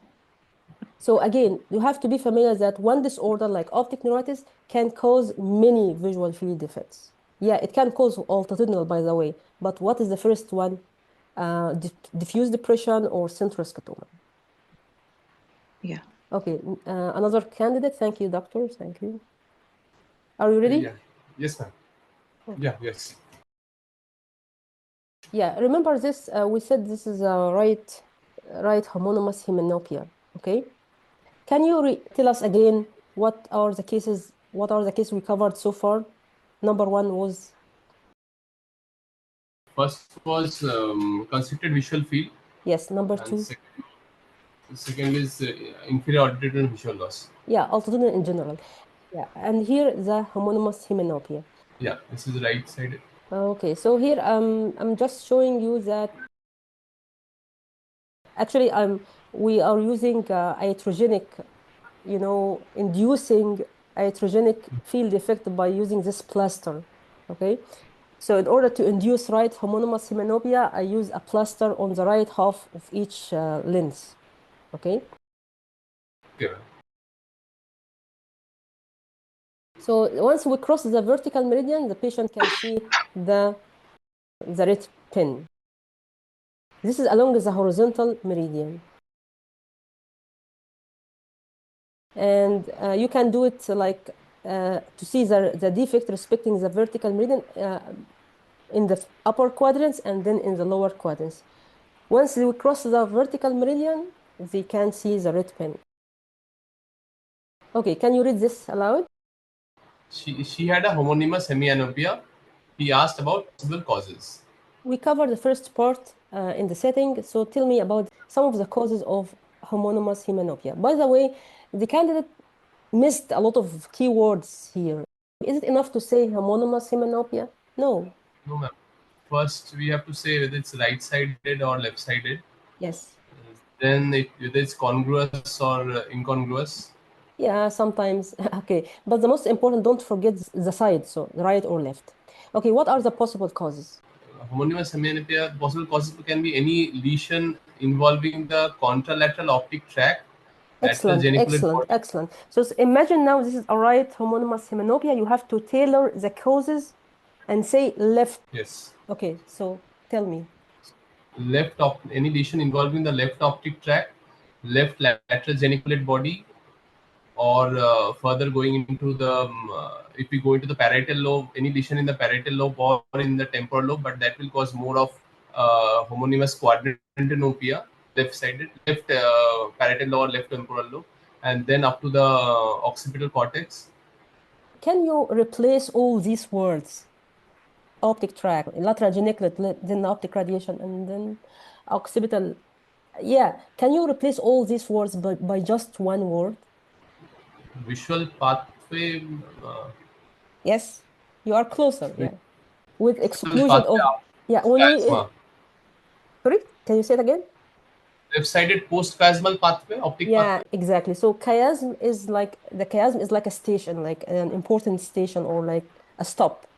We can divide the visual pathway into pre-chiasmatic and post-chiasmatic.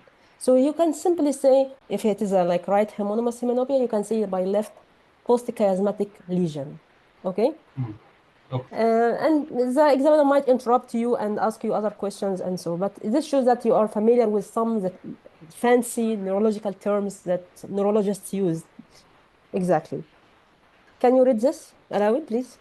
Case 4, visual field examination of a middle-aged man. He had a left congruous homonymous hemianopia. There was no other neurological defects.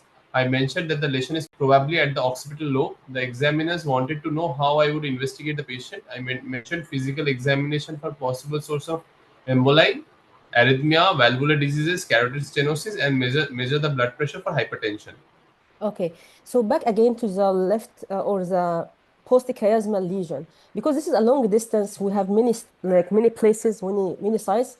The examiner most probably will ask you, where is the lesion? What do you think is the lesion? And usually you can ask this by the shape of the visual field, because you mentioned congruous and non-congruous, upper, like pines, like quadrantenopia, upper or lower. You mentioned this according to the shape of visual field and by the associated neurological disorder. So here the candidate mentioned something very nice. Usually when you have occipital lobe lesion, because the occipital is dedicated for vision, for vision. So usually there is no other neurological disorders. So we will add on or elaborate on how we localize the lesion in the next class, because we need to discuss something like visual acuity, pupils and fundus and so on, and other neurological disorders. So it's really important to know how to localize a retrochiasmal lesion. And as you can see, the examiner here stick to one cause, like the occipital lobe, and started asking questions regarding what could be the lesion itself. And the candidate answers these questions. Okay. Ma'am, one question. How to differentiate between a congruous and an incongruous lesion? Like, Usually you might be asked this question in Viva when you have a printout. But generally speaking, if you have like the exact shape, the defect is the same shape on the right field and the left field, congruous means they are similar in the shape. exactly similar. Yeah, exact similar in the shape and extent, of course. Okay, remember this animation? I added some additional information here on this animation. So remember, this is the visual field of the right eye. The nasal depicted in this, brownish color code, and the temporal in this greenish. Okay, but here I subdivided the temporal to show you the temporal crescent. Okay, the extreme temporal, which is seen only by one eye. And if you remember, this extreme temporal is seen by the extreme nasal of this eye. So imagine that we are talking about homonymous hemianopia. Okay, so we have left homonymous hemianopia. So we have a lesion along the right post-chiasmatic pathway. So you see this cut. We have a lesion in the right post-chiasmatic pathway. So this lesion will affect the uncrossed temporal and hence this cross, and also will affect the crossing fibers from the other eye, which involves the extreme nasal and the nasal. Okay? Okay. Yes. So I just saw here someone said retrochiasmal. You can say postchiasmatic or retrochiasmal. Both are correct. Both are fine. So back again to this depiction. So this means that the temporal retina here, which is responsible for the nasal field. So the nasal field of this eye will be affected. Okay. And here the nasal retina is responsible for this temporal field. And this is the definition of left homonymous. We have the left side affected on this eye, which is the nasal, and the left side of the left eye, which is temporal.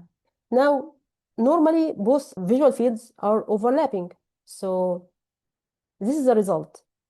So this means that whenever the patient sees something, the left side of the view is missing. Patient with left homonymous hemianopia is complaining of missing the left side of any scene they are looking at. Okay, this animation might help you to appreciate the patient's complaints when they say there is left side is missing. If it is the left side is missing, so this is left homonymous, and of course this happens with like complete homonymous and dense homonymous hemianopia. Again, this is the left homonymous. So imagine now you are driving. Okay, you are driving a car, but this is a right homonymous hemianopia. So if you are driving, the right side of the scene is missing. So you may hit, so you may hit someone on this side. So this is a real problem, and that's why this patient needs visual rehabilitation. They need some kind of adaptation in order to compensate for this vision loss. And that's why sometimes when you watch a video for doing confrontation, they may start doing the visual field by asking the patient this general question: is something missing in my face under binocular condition? Some practitioners start testing the visual field binocularly to have like an idea about gross homonymous hemianopia. If you ask the patient, and the patient is binocular, is my right face missing or the left face is missing, you may spot out gross hemianopia very quickly. All right. And be aware that quadrant hemianopia is part of hemianopia, but it's only just one quadrant, like just quadrant in each side, on each visual field. So you may have a case of homonymous inferior quadrant hemianopia, and of course you have to be specific. Here you are not allowed to say retrochiasmal. No, you have to be specific and say the parietal lobe. So it's a parietal lobe, not globe, okay? So parietal lobe lesion, it's contralateral parietal lobe lesion. Because of what? Can anyone answer this question? If we have like, let's say, right inferior quadrant hemianopia, right homonymous, so you can omit actually homonymous, you can say right inferior quadrant hemianopia. Right inferior quadrant hemianopia caused by parietal lobe lesion. Why? Why parietal lobe lesion results in inferior quadrant hemianopia? So inferior quadrant hemianopia caused by parietal lobe, contralateral parietal lobe lesion, while superior quadrant hemianopia caused by contralateral temporal lobe lesion. You know this from medical school, of course. But why? The answer lies in the anatomy, right? Can anyone quickly answer this question? The superior fibers of the optic radiation run in this parietal lobe, while the inferior fibers run in the temporal lobe. Yes, exactly. And by the way, this orientation is throughout the pathway. The lower fibers are lower and the upper fibers are upper along the visual pathway, except in the lateral geniculate body. So the lower fibers are located lower, and you know that the temporal lobe is lower than the parietal lobe. So there is no way for confusion here. And this is to show you the upper field, the fibers responsible for the upper field is the lower fibers. So the lower fibers take the lower orientation along the visual pathway. And when it comes to the parietal and temporal lobe, it's temporal lobe. And the lower visual field is created by the upper fibers, and upper fiber are located upper along the visual pathway. And when it comes to the optic radiation, it's the parietal lobe.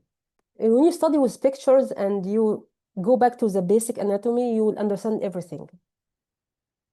So homonymous hemianopia is a really important question, and you have to mention the side, right or left. Congruity, you can do it on confrontation, but it takes time, but better to be checked on printout. Additional steps like respecting the vertical meridian and to respect the macular sparing that we discussed in the previous class. Is it macular sparing or macular splitting?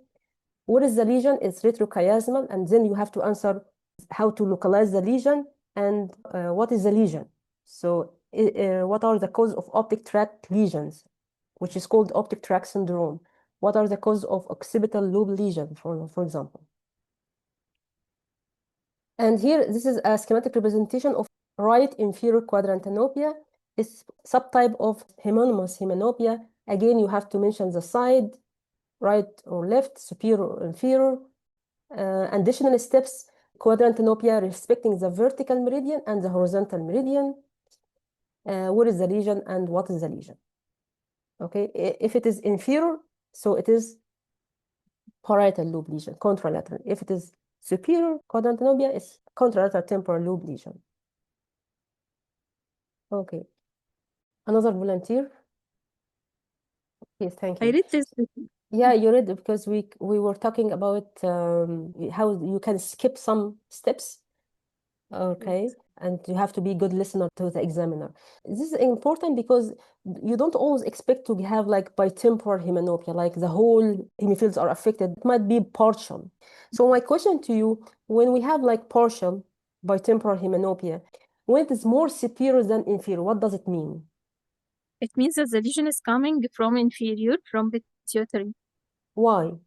The pituitary gland is inferior to the chiasm, so it is more common to get pituitary adenoma or something like this, more than craniopharyngioma. So, in other words, pituitary is below the chiasm, right? Yes. And it compresses the chiasm from below, right? Exactly, yes. On the other hand, craniopharyngioma is coming from above and it compresses the chiasm from above. Okay? Yes. This answer alone doesn't answer my question.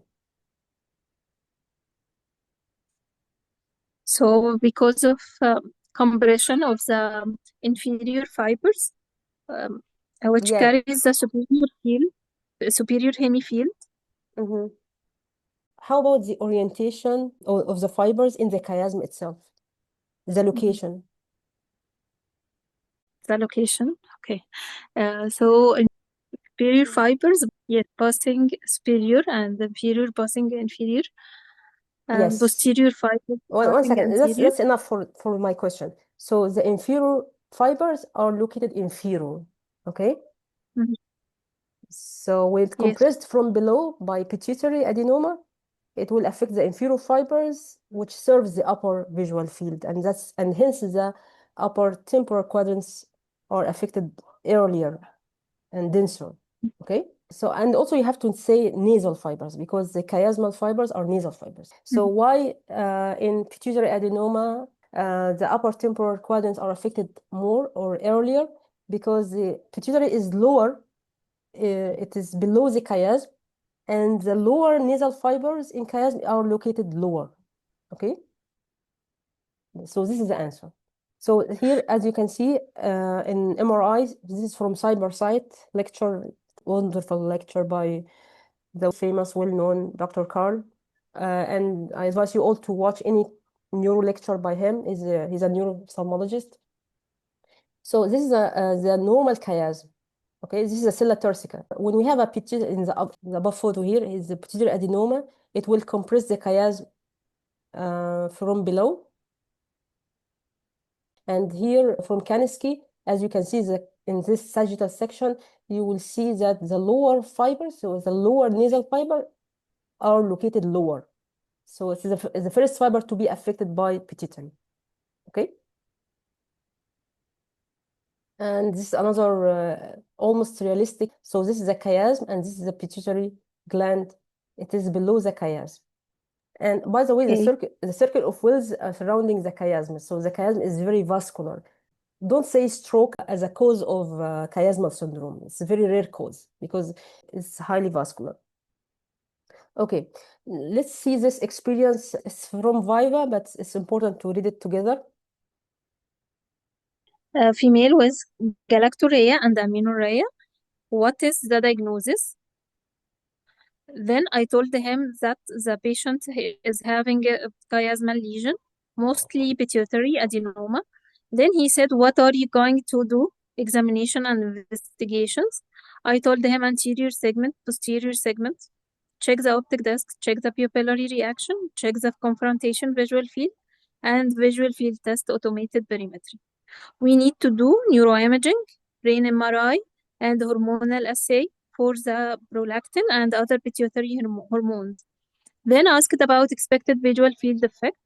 I told him bitemporal hemianopia, usually starting with the superior field. Then he asked me, what drugs can you give for this patient? I told him bromocriptine and cabergoline. Then he said other options. I told if the patient is still having complaints or there is progressive visual field loss, then we can proceed to surgery. Then he said, what is the surgery? I told transspheroidal hypophysectomy. And he said, any other options? Stereotactic radiotherapy. I think he wanted something else, but I didn't know. Then he said, post-surgery, the patient developed polyuria. What is the problem? I couldn't answer properly. I think he developed diabetes insipidus. Due to? Due to lack of antidiuretic hormone. Due to? Which is secreted by the posterior pituitary. Due to? He did pituitarectomy. He did the surgery. Okay. This is like obviously. By the way, even without surgery, without therapy, adenoma can compress itself and causing dysfunction, hypopituitarism of the gland itself. See, since the pituitary adenoma is an important cause, you have to know a little bit about the physiology and hormones secreted by the gland and the manifestation of hypersecretion and also hyposecretion.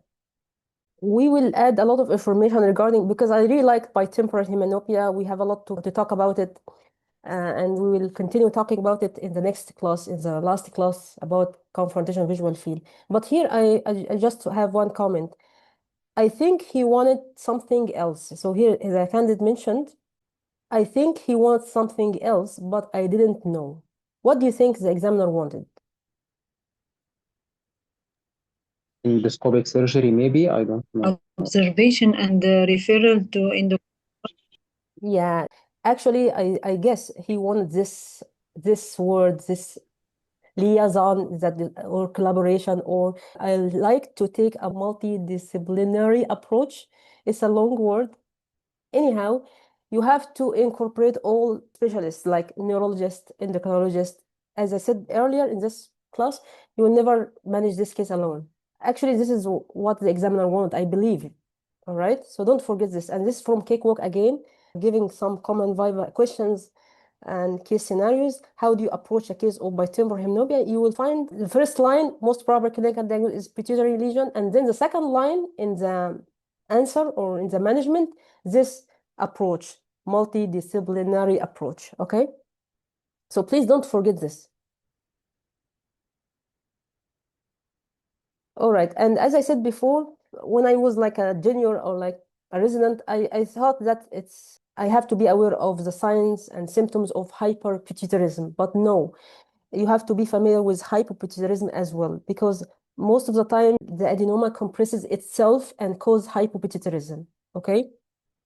So the localized mass effect of adenoma, it compresses chiasm, so we have chiasmal syndrome, and it can compress other adjacent structures, including the cavernous sinus. So you may get cranial nerve pulses, and it compresses itself, causing hypopituitarism, and it might raise, but this is rare, the intracranial pressure and causing papilledema. In addition to hypersecretion endocrine effects. And seesaw nystagmus. Yeah, we have a lot of other signs, seesaw nystagmus. We will continue talking about the signs and symptoms of pituitary glands in the next class, because we have like very important questions regarding symptoms, something called post-fixation blindness or scotoma, and something called hemifield slip. So this will take some time, and I'm keeping it to the next class. So let's read this experience. Let's see what did the candidate do in this experience. Yeah, can you read it from Viva? Hands over visual field of bitemporal hemianopia. Describe. I tell the defect. Examiner calls. Me answered pituitary adenoma, chiasmal lesion. Examiner, what fibers are affected? Me already nervous and complicating my own answer by saying upper nasal fibers are affected first involves. Examiner stops me and asks, I asked which fibers are affected. Do you know? Me, I say nasal fibers. Examiner, explain what is hemianopia and homonymous. Me nervous and losing confidence. Completely messed up the answer. And describe homonymous wrongly and confused with congruency. I realize I am saying wrong and stop, but couldn't correct my answer. Examiner repeats my wrong answer and asks me, are you sure? Me, I say, I am not sure, sir. Examiner, he just points to medicine examiner. I'm feeling very bad for messing up the answer and getting nervous by tones of examiner. And I couldn't remain strong on my answer, though correct diagnosis. When you perform badly on a basic question, it will affect your score very badly. So be careful, okay? And very grateful for these experiences, because I really like this experience when the candidate perform not that good, because you can learn a lot from their experience and their feelings. So chiasm means nasal fibers, of course. So I asked you this question and you answered it. So this is a very easy, simple question. So you have to answer it quickly and without much thinking. What are the cause of bitemporal? So bitemporal hemianopia is not about only neuro cases like chiasmal lesion. We have like tilted optic discs and nasal retinitis pigmentosa. But what is the difference? This lesion, neuro lesion, respect the vertical meridian, but this lesion usually don't respect the vertical meridian. And when it comes to chiasmal lesion, we have like a table in Kansky, but I don't like it because they have a lot of causes. So you have to memorize some of them, and don't forget to mention the most important ones first, like pituitary adenoma, craniopharyngioma, meningioma, glioma. So mostly the chiasmal lesion is caused by compressive lesion by tumors. Okay, so this kind of classification, and this picture shows how the pituitary compress the chiasm from below, and also it shows the relationship of the pituitary, like the cavernous sinus is a nearby structure. The classification by CAC walk is much easier. I really liked it because it depends on the type. Like it could be tumors, it could be inflammation or demyelination, trauma, or iatrogenic. So back again, bitemporal hemianopia, number one, you should say chiasmal lesion, okay? And you have to mention the most important ones first. And we have some ocular causes that might confuse with bitemporal hemianopia, but these causes don't respect the vertical meridian, tilted optic discs and nasal retinitis pigmentosa. So again, chiasmal lesion is important location. Compressive lesion are the most common cause of chiasmal lesion, and the most common visual field defect by chiasmal compression is bitemporal hemianopia. In the next class, we will see other visual field defects caused by chiasmal lesion other than bitemporal hemianopia. This photo shows the vasculatures, circle of Wills around the chiasm. So that's why it's really very rare to have like a stroke causing chiasmal problems. I hope you can work on this question alone. I asked you before to mention or to study the ophthalmic sign and symptoms of pituitary adenoma. I need to add another thing, and also the endocrinological and systemic sign and symptoms. The last case, actually, it is not a case. So we covered the first case, tunnel vision, altitudinal defect, homonymous hemianopia, bitemporal hemianopia, and the last case, actually, it could be normal. The confrontation visual field could be normal. And here is an experience. The second case was the same patient, and he asked me to do visual field, and the patient was normal. So the examiners just wanted to see the technique alone. Yeah, we were done with our class. The next class will be about the quizzes and some closing slides. Thank you for your patience and see you next time. Thanks a Bye-bye. lot. Yeah, see you. Bye-bye. Bye.